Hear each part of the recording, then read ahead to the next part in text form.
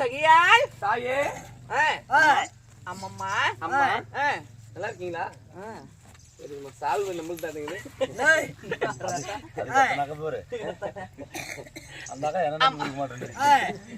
அம்மம்மா இங்க பாரு, அடிக்கி போற எடுத்துட்டு போவோம்.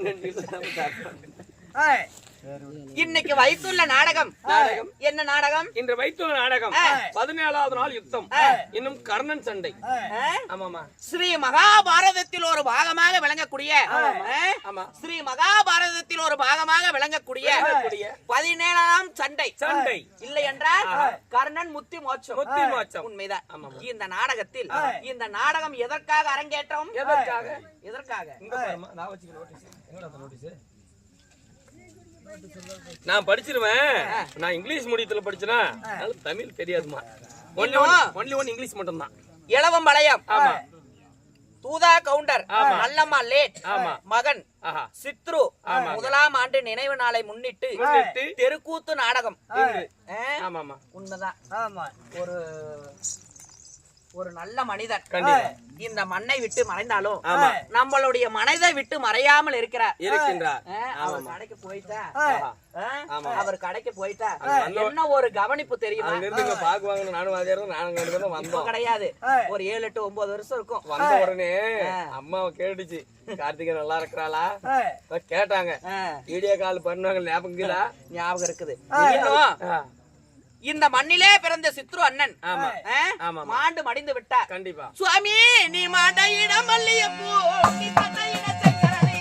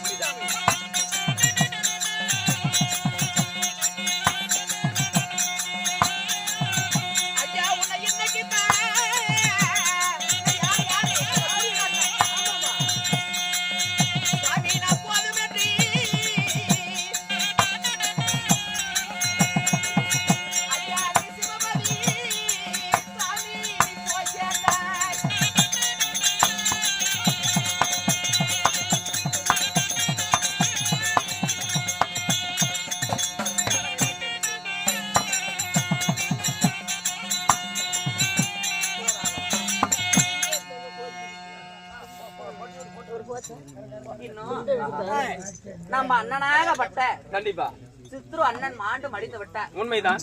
அவர்களுக்காக இன்னைக்கு 1ஆம் ஆண்டு நினைவு முன்னிட்டு ஒரு இரவு நாடக அரங்கேற்றம். கண்டிப்பா உண்மைதான். உண்மைதான். அப்படி இருந்த போதிலும் 17ஆம் சண்டை கண்டிப்பா கர்ணன் முத்தி மோட்சம். இந்த நாடகத்தில்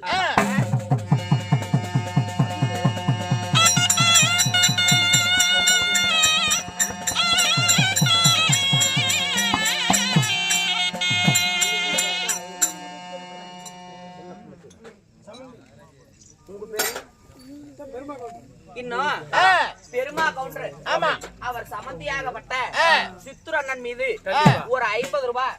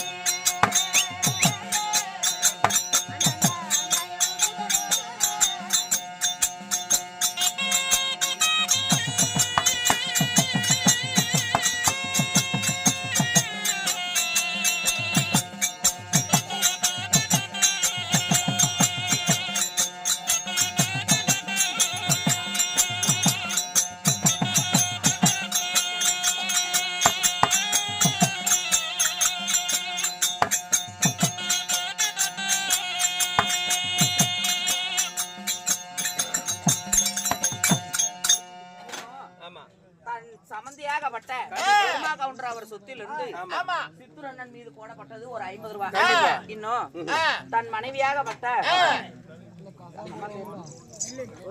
வெள்ளையம்மா அவர் சொத்திலிருந்து தன் கணவர் மாண்டு மடிந்து விட்டார் என்று சொல்லி ஒரு 50 ரூபாய். ஆமா.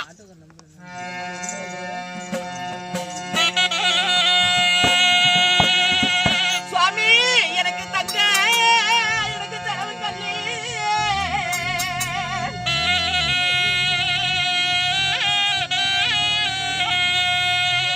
அட என்ன மாலையிட்ட என் புண்ணியரே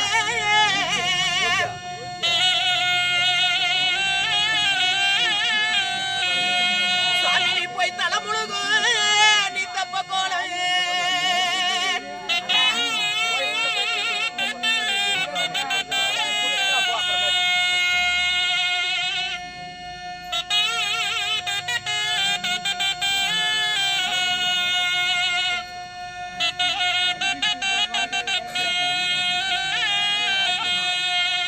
சாமி நீ தலைமுழுகி நீ வெளியே வந்த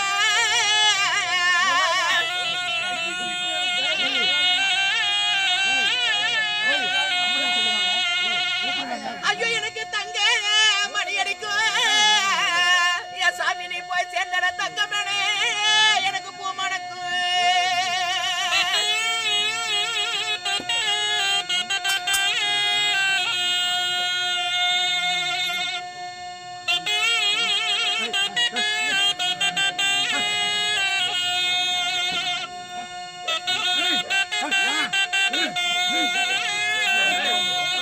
ஐயோ எனக்கு பொன்னி எனக்கு செலவு கல்லி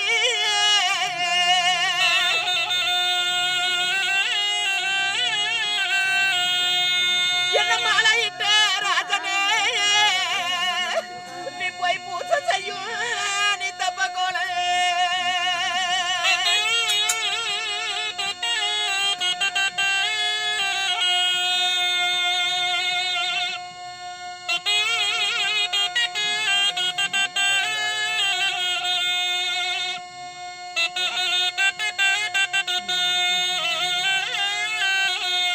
சுவாமி நீ பூசை செஞ்சு நீ வெளியே வந்த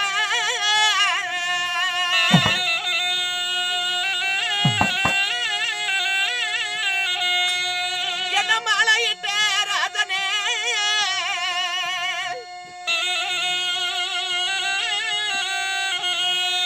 ஐயோ உனக்கு பொண்ணு மணி அடிக்கும் நீ போய் சேர்ந்தட பொண்ணு மனே எனக்கு பூ மணக்கும்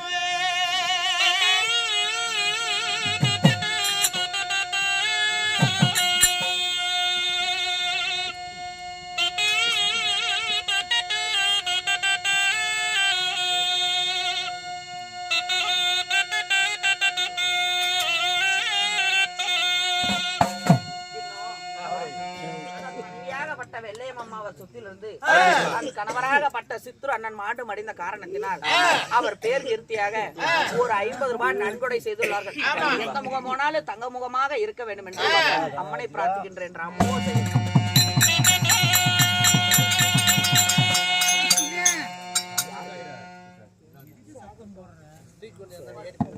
இன்னும் உங்க பேர் என்னது?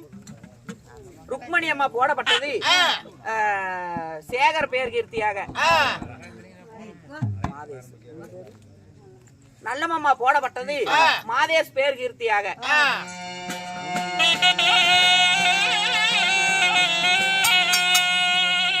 மாடு மடிந்த காரணத்தினால் அவர் சொத்திலிருந்து 10-20 என்ற நன்கொடை செய்துள்ளார்கள். எந்த முகம் போனாலும் தங்க முகமாக இருக்க வேண்டும் என்று எல்லா வல்ல இறைவனை வேண்டுகிறேன். அம்மா அப்படி இருந்த போதிலும்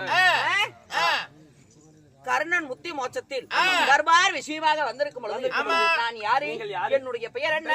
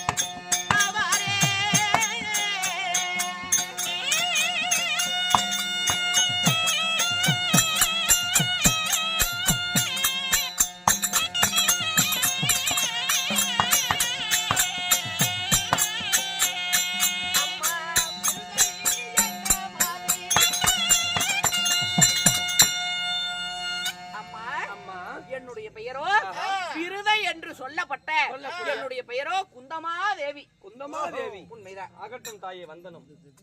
வணக்கம் செய்யறாங்க. நல்லா இருக்கும். அப்படி பிருதையாக நான் பிறந்து எனக்கு குந்தமாதேவி எப்படி என்று பெயர் நாமம் வந்தது? எதற்காக? எதற்காக? என் தாய் தந்தை யாரு? யாரு அவர்கள் எப்பேற்பட்டவர்கள்? எப்பேற்பட்டவர்கள்?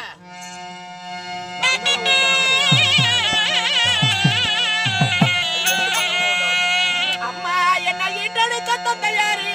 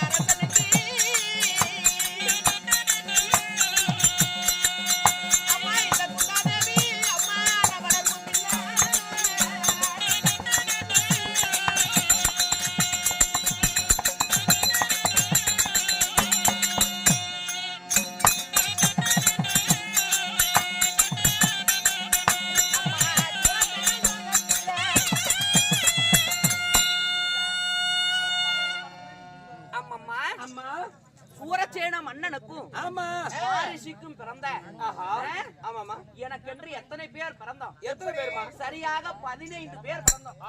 15 பேர். உண்மைதான். சரி சாமி. 15 பேர். 10 ஆண் மக்களும் 5 பெண் குழந்தைகளும் பிறந்தோம். ஆமா. அப்படி சூரசேன மகாராஜனுக்கும் மாரிசிக்கும் சரியாக 10 ஆண் மக்கள். தேவசிரவன், தேவ கீர்த்தி, சியாமகன், கங்கன், இதசகன் இப்படி சொல்லப்பட்ட 10 ஆண் மக்களும் வசுதேவன் முதல் பிருதை வரை 15 குழந்தைகள் நாங்கள் பிறந்தோம். சரி சாமி. ஆமாப்பா, 15 பேர் பிறந்தீங்க. ஆமா ஆமா. 15 பேர் பிறந்தீங்க. ரைட்டு. உங்களுக்கு கல்யாணம் ஆச்சா? டேய் அப்படி சூரசேன மகாராஜனுக்கும் மாரிசிக்கு எனக்கு பிறதை என்று பெயர் சூட்டினார்கள். எனக்கு குந்தமாதேவி என்று எனக்கு எப்படி பெயர் வந்தது? ஏமா பிறதைன்னு சொல்றீங்க, இந்த குந்தமாதேவி பெயர் வந்த காரணம் எப்படி? இதோ சூரசேன மகாராஜனும் குந்திபோஜ மகாராஜனும் மாமன் மைத்துனமார்கள். ஓ, மாமன் மைத்துனமார்கள். ஆமா. சரி சாமி. அப்படி மாமன் வச்சார்கள். சரி. அப்படி இருக்கும் பொழுது குந்திபோஜ மகாராஜனுக்கு ஒரு புத்திர பாக்கியமே கிடையாது. குழந்தையே இல்லை. சரிங்கம்மா. அப்படி இல்லாத காரணத்தினால் ஒரு நாள் ஒரு தினத்துல சூரசேன மகாராஜன் இடத்துல உனக்கு எந்த ஒரு குழந்தை பெண் குழந்தை முதலாவதாக பிறந்தாலும் எனக்கு தத்து பிள்ளையாக கொடுக்க வேண்டும் என்று சொன்னார். அதே போலவே முதலாவதாக இந்த பிறதையாகப்பட்டவள் நான் பிறந்தேன். நான் பிறந்த உடனே குந்திபோஜ மகாராஜன் இடத்துல என்ன தத்து பிள்ளையாக கொடுத்த உடனே குந்திபோஜ மகாராஜன் என்னை எடுத்து வாலிபம் செய்தனால எனக்கு குந்தமாதேவி என்று பெயர் வந்தது.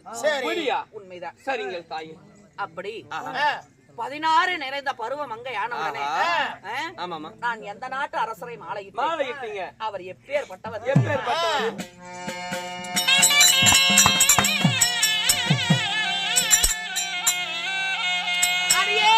அந்த பாட்டு ராஜா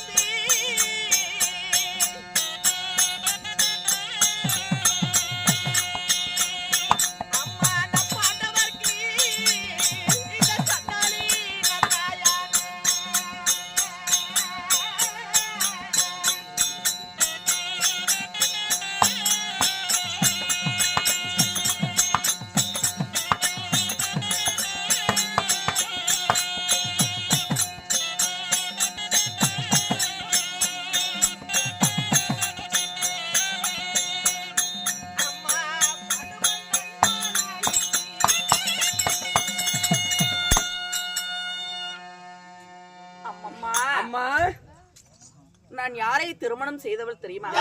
நீங்க டெல்லி அஸ்னாபுரத்தை ஆள பிறந்த கண்டிப்பா. மும்மூர்த்திகளை போல ஆமாமா. முதலாவதாக யாரு? யாரு? திருதராட்டிர மன்னன். ஆமா சாமி. இரண்டாவதாக ஆஹா. அவருக்கு நேர் இளையோராகப்பட்ட பாண்டுபுத்திர மகாராஜன் என்னுடைய கணவர். உங்களுடைய அவர் தம்பியாகப்பட்ட விதுரன் என்னுடைய கொழுந்தனார். கொழுந்தனார். சரி சாமி. அப்படி பாண்டு மன்னனை மாலையிட்டு ஆமா சாமி. உண்மைதான். பாண்டு மன்னனை மாலையிட்டு பாண்டவர்களுக்கு நான் தாயானேன். தாயானீங்க. உண்மைதான். சரிம்மா. ஆமாப்பா. ஏம்மா, குழந்தைங்க இருக்குதா? உண்மைதான். அப்படியா? ஆமாப்பா. யார் யாரு? யார் யார் சாமி? தர்மன், வீமன், நகுலன், அர்ஜுனன், சகாதேவன் இப்படி சொல்லப்பட்ட பாண்டவர்கள் 5 ராஜாக்கள் என்னுடைய மக்கள். 5 பிள்ளைங்களை பெற்றீங்களா? சரிம்மா. அம்மா அம்மா அப்படி பாண்டு மன்னனை மாலையிட்டு என் வாழ்வில் நடந்த சோதனை என்ன? என்ன சாமி ஆச்சு? பொட்டிலந்து பூவிலந்து இந்த பாவியாகப்பட்ட குந்தாதேவி பொட்டிலந்த பூவிலந்த என்னுடைய கணவரையும் நான் இழந்து விட்டேன். அம்மா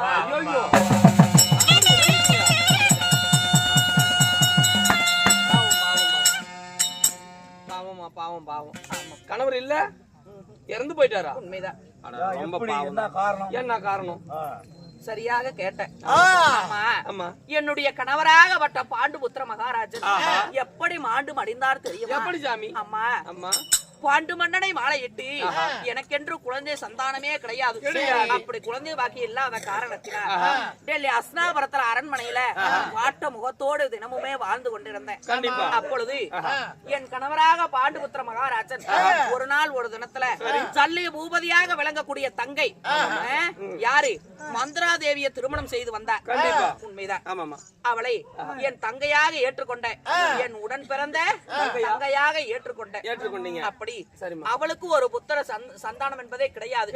அப்படி இல்லாத காரணத்தினால் ஒரு நாள் ஒரு தினத்துல என் கணவராகப்பட்ட பாண்டுபுத்திர மகாராஜன் 3 பல சேனைகள் எல்லாம் கூட்டிக் கொண்டு நாடகம் வேட்டையாட புறப்பட்டார். ஆமா. அப்படி போகும் பொழுது என் தங்கையாகப்பட்ட மந்திராதேவி சொன்னார், அண்ணா எங்களுக்கு குழந்தை பாக்கியம் என்பதே கிடையாது. அரண்மனையிலே நாமளும் நம்ம முகத்தையே பார்த்து கொண்டே இருக்கிறோம். அதனால கானக வந்தாவது அந்த வன புதுமைகளை பார்த்தாவது எங்க மனது ஆறும் என்று சொன்னார். அதே போலவே மனைவி பேச்சை தட்டாமல் என் கணவராக பாண்டுபுத்திர மகாராஜன் 2 மனைவிமார்களும் பாண்டுபுத்திர மகாராஜனும் 3 பல சேனைகளை கூட்டிக் கொண்டு வேட்டையாட புறப்பட்டார். அப்படி கானகம் சென்ற உடனே அந்த கானகத்தில் என்ன நடந்தது தெரியுமா? 2 புள்ளிமானாகப்பட்டது காமத்தில் ஈடுபட்டு கொண்டிருந்தது. காமத்திலே சிறந்தது என்ன? கௌரிமான். காமத்திலே சிறந்தது கௌரிமான். அந்த கௌரிமான் 2மே புணர்ச்சியில் ஈடுபட்டு கொண்டிருந்தது. அப்பொழுது புணர்ச்சியில் இருக்கும் பொழுது என் தங்கையாகப்பட்ட மந்திராதேவி சொன்னார், சுவாமி நம்ம அரண்மனையில புள்ளி விளையாட ஒரு குழந்தைதான் இல்ல, இந்த புள்ளிமான பிடித்து கொடுத்தாவது எங்க மனது ஆறும் என்று சொன்னார். அதே போலவே மனைவி பேச்சை தட்டாமல் கணவர் கையிலே ஆயுதத்தை எடுத்துக்கொண்டு அந்த மானை விரட்டி சென்றார். அப்பொழுது செல்லும் பொழுது என்னுடைய கணவராக கைக்கு அந்த புள்ளி மானாகப்பட்டது கைக்கு கிட்டவில்லை. அப்படி கைக்கு கிடைக்காத காரணத்தினால் என்னுடைய கணவராகப்பட்டவர் என்ன செய்தார்? இதோ மனைவி ஆசைப்பட்டு கேட்டு விட்டாலே இது உயிரோட தான் பிடித்து கொடுக்க முடியவில்லை, இது மீது பானத்தை எரிந்தாவது எப்படியாவது நம்ம மனைவிக்கு புடிச்சு கொடுக்க வேண்டும் என்று சொல்லி அது மீது பானத்தை எரிந்தார். அப்பொழுது எரியும் பொழுது அந்த ஆண்மானாக இருந்தது யாரு?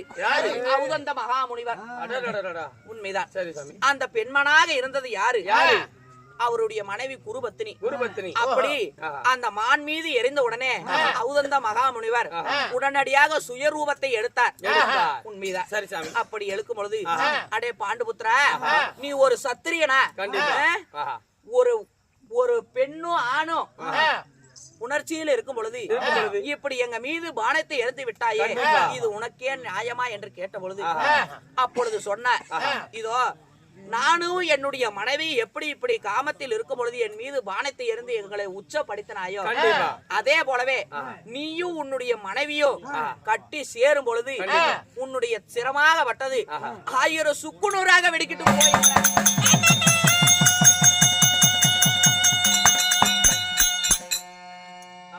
அப்படி சொல்லும் பொழுது அங்க இருந்து வந்த என்னுடைய கணவர் வாட்ட முகத்தோடு வந்தார். அப்பொழுது நாங்க கேட்டோம், சுவாமி அந்த மானை பிடிக்க சென்றீர்களே, வரும்பொழுது வாட்ட முகத்தோடு வரீங்களே, என்ன சுவாமி காண வேண்டும், என்ன காரணம் என்று கேட்டபொழுது இப்படி ஔதந்த மகா முனிவராகப்பட்டவர் நம்மளுக்கு சாபத்தை அளித்து விட்டார் என்று சொன்னார். கண்டிப்பா அதே போலவே இந்த சாபத்தோடு டெல்லி அஸ்தினாபுரம் சென்ற நாட்டு மக்கள் எல்லாம் இழிவாக பேசுவார் என்று சொல்லி நானும் என் தங்கையாகப்பட்ட மந்திராதேவி, என்னுடைய கணவராகப்பட்ட பாண்டுபுத்திர மகாராஜன் மூவருமே அந்த சிரங்கி வனத்திலேயே பரணசாலை போட்டு குடியிருந்தோம். சரிமா. அப்படி குடி இருந்த பொழுது அம்மா பிறகு என்ன நடந்தது தெரியுமா? என்ன நடந்தது? ஒரு நாள் ஒரு தினத்துல பாண்டவர் 5 ராஜாக்களை கூட்டிக் கொண்டு அந்த கானகத்தில் என்னுடைய கணவருடைய சம்மதத்தோடு 5 மக்களையும் பெற்றெடுத்த நானும் என் தங்கையும். அப்படி பெற்றெடுத்த பிறகு ஒரு நாள் ஒரு தினத்துல பாண்டவர் 5 ராஜாக்களை கூட்டிக் கொண்டு எனக்கு குளக்கரை சென்று சூரிய நமஸ்காரம் செய்வது வழக்கம். உண்மைதான். அப்பொழுது அந்த சிரங்கி வனத்தில் என் தங்கையாகப்பட்ட மந்திராதேவியும் என்னுடைய கணவராகப்பட்ட பாண்டுபுத்திர மகாராஜனும் மட்டும் அந்த சிரங்கி வனத்தில் இருந்தார்கள். அப்பொழுது இருக்கும் பொழுது அந்த ஔதந்த மகா முனிவர் கொடுத்த சாப கண்ணுக்கு தெரியாமல் மறந்து போய் என்னுடைய கணவருக்கு காமம் கண் மறைத்து என் தங்கையாகப்பட்ட மந்திராதேவி இடத்தில் சேர்ந்தார்கள். அப்படி சேர்ந்த உடனே அந்த ஔதந்த மகா முனிவர் கொடுத்த சாபோ என்னுடைய கணவராகப்பட்ட சிரமாகப்பட்டது 1000 சுக்குநூறாக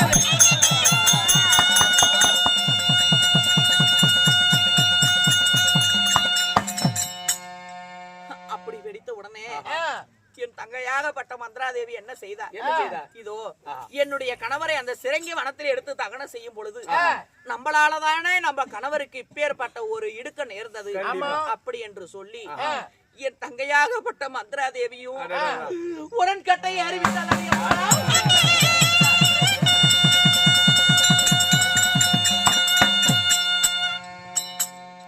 உடன்கட்டை ஏறிய பிறகு சரி இருவரையும் அந்த சிரங்கி வனத்திலேயே தகனம் செய்து விட்டு பாண்டவர் 5 ராஜாக்களையும் கூட்டிக் கொண்டு டெல்லி அஸ்தினாபுரம் வந்தேன்.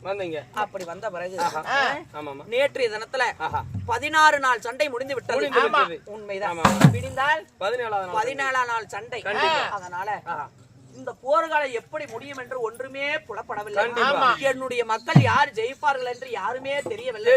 அதனால இன்றைய தினத்துல நம்மளை தேடி யாரோ வருவது போல் இருக்கு. யார் என்று எதிர்கொண்டு பார்க்கலாம்.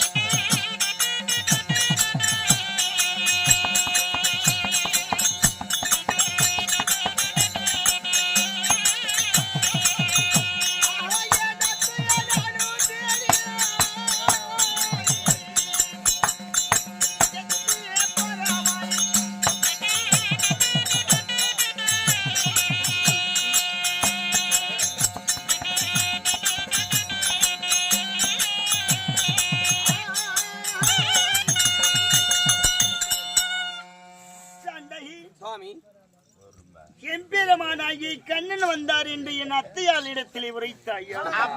சொன்னேன் சாமி. என்ன சொன்னாங்க? அது சீக்கிரம் அழைத்து வர சொன்னாங்க. என்னையா போய் பார்க்கலாமா? அப்படியா? ஆமா சாமி. எப்படிலாமா? அப்படியா கேட்கும்.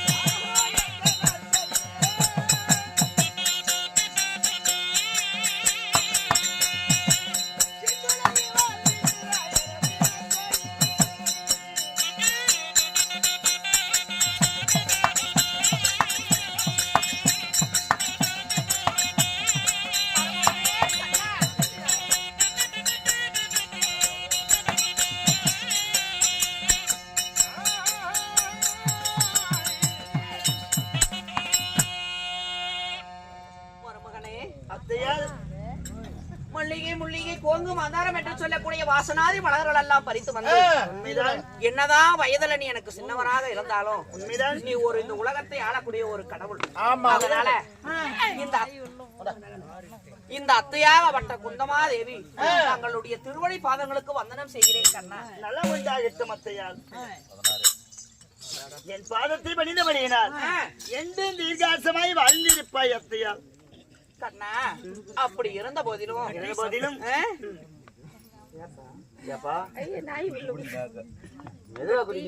அப்படி இருந்த போதிலும் எப்படி வார்த்தை நான் என்ன தீர்காசமாய் நலமோடு வாழ்ந்திருப்பாய் அத்தை. அப்படியா? அப்படி இருந்த போதிலும் தங்களிடத்தில் ஒரு வாய் வார்த்தை மருமகனே. என்னிடத்திலே வாய் வார்த்தை உன்னுடைய மருமகனிடத்திலே கேட்பதற்கு என்ன அச்சம்? அச்சமடம் ஞானமய மயற்பு மயன்புலன்களை இழந்து அனைத்தையும் என்னிடத்திலே கேட்கலாமே. அப்படியா?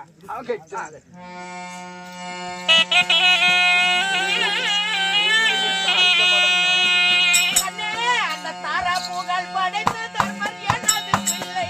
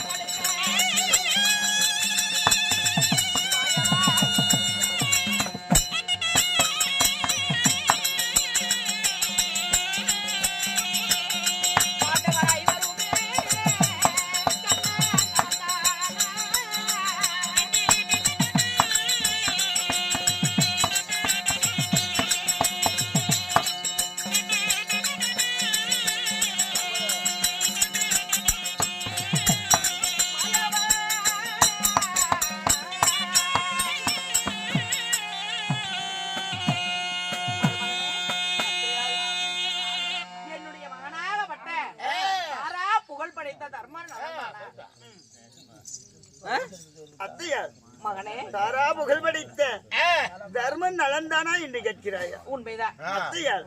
மருமகனே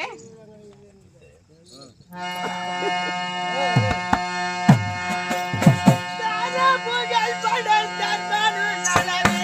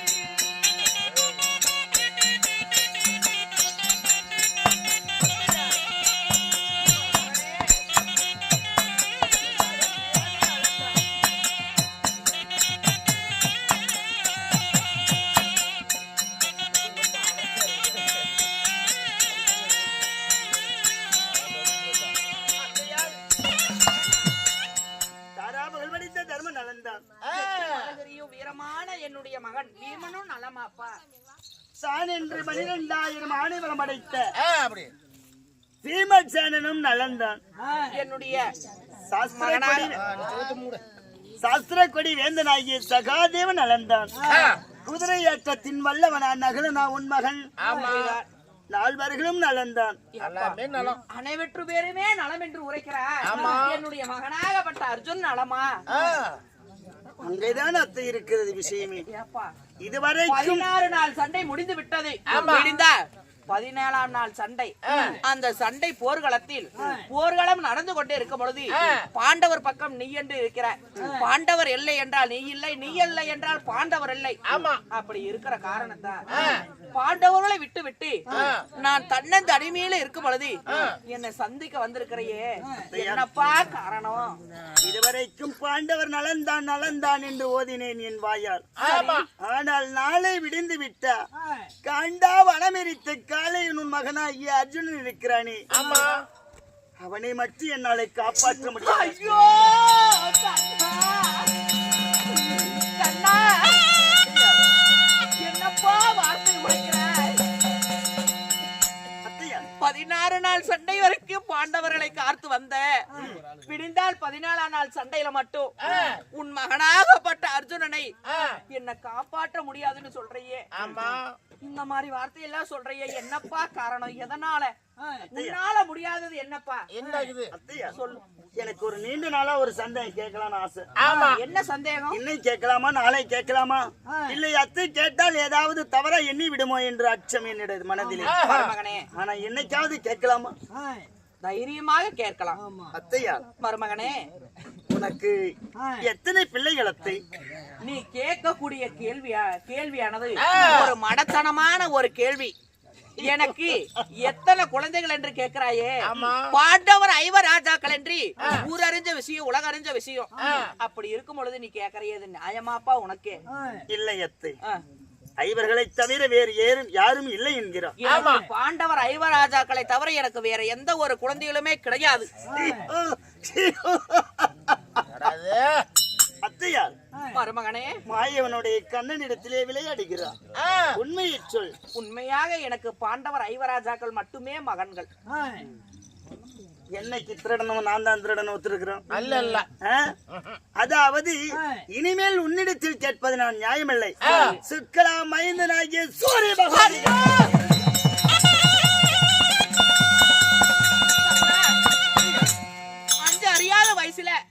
அறியாத வயசு கொஞ்சம் குழந்தை பருவத்தில் இருக்கும் பொழுது ஒரு சரியா தெரியாத ஒரு தவறு செய்து விட்ட. இது நீ எப்படி எப்ப அறிந்தாய்? எனக்கு தெரியாத அகிலத்தில் எதுவுமே இல்லை. சரி, அன்றைய ஆற்றிலே மறைத்து எறிந்த அந்த ஆண் குழந்தையாகப்பட்டது இன்று உயிரோடு தான் இருக்கிறது. என்னது? ஆமா, அந்த குழந்தை ஆத்தோட ஆத்தா விட்ட. அப்பொழுது மீன் குஞ்சுகள் அரிச்சிருக்கலாம். ஆத்தோட ஆத்தா அடிச்சுக்கிட்டு போய் இருந்திருக்கலாம். இப்ப அந்த குழந்தை உயிரோடு இருக்கிறதா? உண்மைதான் அத்தை, உயிரோடு இருக்கிறது. என்னுடைய மகன் யாருப்பா? உன்னுடைய மகனை சொல்லி விட்டா நீ ஆச்சரியப்படுவாய். இந்த குந்தமா தேவி வயிற்றுல முந்தி பிறந்தது யாரு? அவன்தான் அங்கு தேசாதிபதியாகிய கர்ணனே உன் மகன்.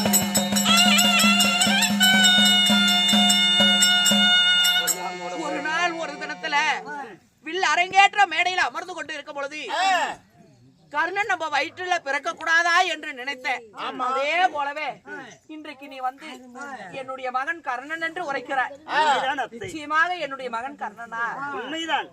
இப்ப நான் என்னப்பா செய்ய வேண்டும்? அதனால அந்த குழந்தை ஆற்றிலே அடித்து மீன் மச்சங்கள் அறிந்திருந்து இறந்திருந்தால் அதனால் நமக்கு ஆபத்தில்லை.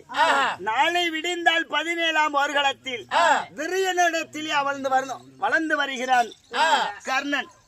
நாளை தினத்திலே யுத்த காண்டத்திற்கு யார் வருகிறார்? அங்கு தேசாதிபதியை கர்ணனை வருகிறார். அந்த கர்ணன் வந்து விட்டா ஓர் தினத்திற்கு 1000 குடம் பால் ஊத்தி வைத்துக் கொண்டிருக்கிறார். என்ன? கார்போடகனாகிய நாகசர்ப்பம். கார்போடகனாகிய நாகசர்ப்பம். கார்போடகனாகிய நாகசர்ப்பம். அந்த நாகசர்ப்பத்தை விட்டு விட்ட மேல் பவடு ஆகாயத்திற்கும் கீழ்பவடு பூமிக்கும் வாயை பிளந்து கொண்டே வரும். ஒரே ஆஸ்திரத்தில் உன் மகனை அழித்து விடுவான். அர்ஜுனனை அழித்து விடுமா? நிச்சயமாக. அதனால இப்ப என்னப்பா செய்வது? அதனால அத்தையா அவனை காப்பாற்ற வேண்டும். ஆனால் ஒரு கடவுளால முடியாதது ஒரு பெண்ணால எப்படி முடியும்?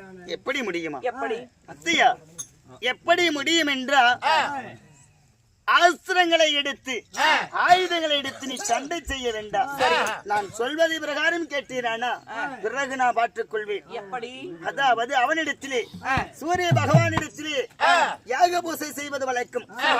அந்த யாக பூசை செய்யும் இடத்திலே சென்று உன் மகன் நான் குந்தமாதேவி உன் தாய் தான் என்று உன்னை எடுத்து ஓதி சொல்லிவிட்டார். நம்பி விடுவான்.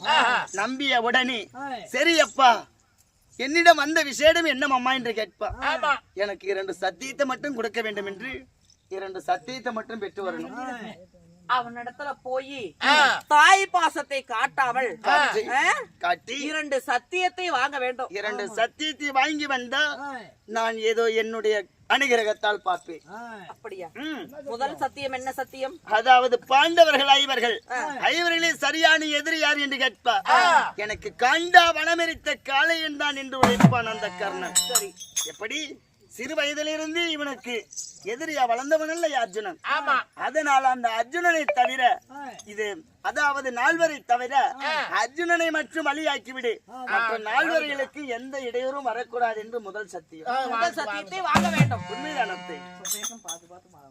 அடுத்தபடியாக இன்னொரு சக்தி முக்கியமான சக்தியும் இருக்கிறது. அவன் விடுகின்ற ஆஸ்திரத்திலே நாகாஸ்திரத்திலே ஒரு கணிக்கு மறுகணி தொடுக்க வேண்டாம் மகனை என்று 2வது சத்தியம். அப்படி என்று நான் சத்தியத்தை பெற்று வர வேண்டும். உண்மைதான். ஏனென்றால் ஒரு கணி எப்படியாவது தப்பித்து விடலாம்.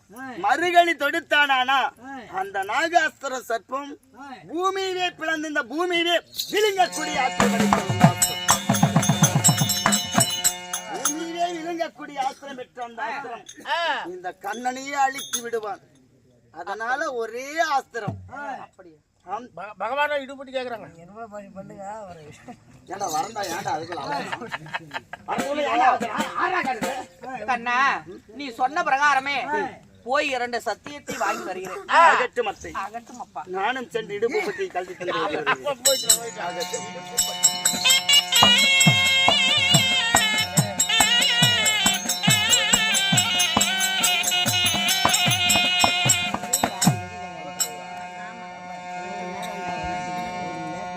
சபையோர்களே, விதமாகத்தானே குந்தமாதேவியாகப்பட்டவள் கருணை தெரி செல்ல அதே நேரத்தில் அங்கு தேசாதிபதியாகப்பட்ட கர்ண மகாராஜன் சபையில் ஒரு விதம்